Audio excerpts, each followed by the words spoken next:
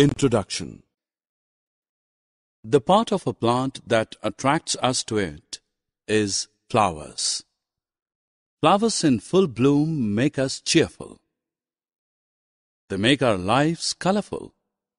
Just as there is a variety of flowers, there is a wide array of leaves. It is a sheer delight to watch leaves and flowers of different shapes and sizes. In this lesson, we will learn about leaves and flowers in great detail. A leaf is a flat, green structure attached to a node on the stem.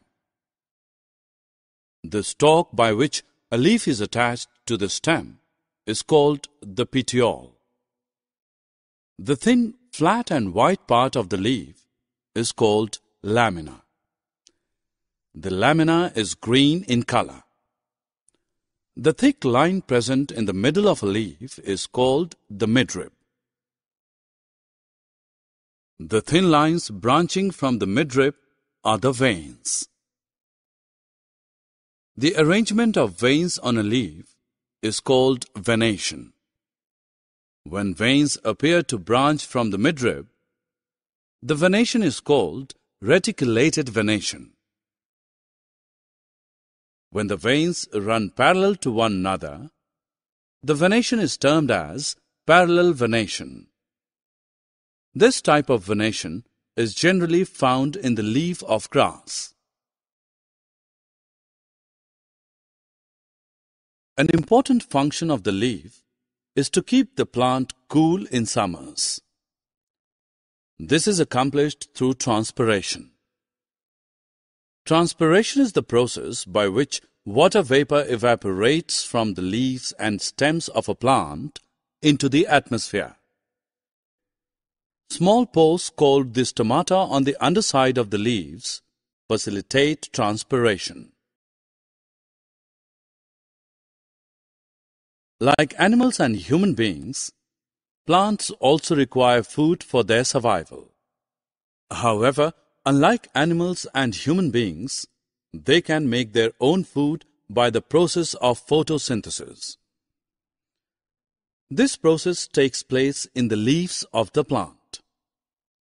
In this process, the leaves of a plant use the energy from the sunlight to convert the carbon dioxide absorbed from the air and the water absorbed from the soil into glucose.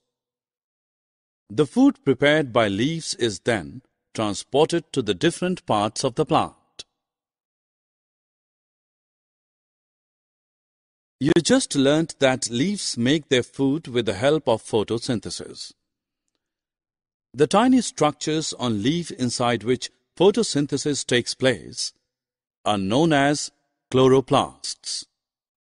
Due to their role in food production, they are also known as food factories. Chloroplasts are green in color. They get their color from a pigment called chlorophyll. Chlorophyll helps leaves prepare food. We see flowers all around us, in balconies, in lawns, in parks, in sidewalks.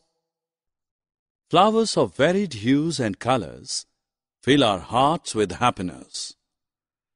Flowers, irrespective of their sizes and shapes, are refreshing. Big or small, red or blue, all flowers have the same structure. The outer part of the flower is known as calyx. It consists of green leaf-like sepals. The inner part of the flower is called corolla. It comprises the petals. Different flowers have petals of different colors. Petals attract pollinator towards flower. The male part of the flower comprises one or more stamens. Each stamen is a stalked structure. The stalk is called the filament.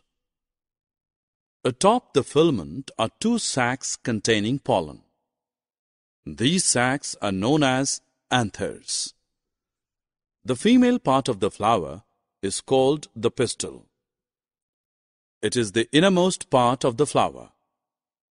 The pistil has three parts: stigma, style, and ovary. The stigma is the sticky surface at the top of the pistil. It traps and holds the pollen. The style is a tube-like structure that holds up the stigma. The style leads down to the ovary that contains the ovules. Summary. Let us summarize what we have learned. The stalk by which a leaf is attached to the stem is called the petiole.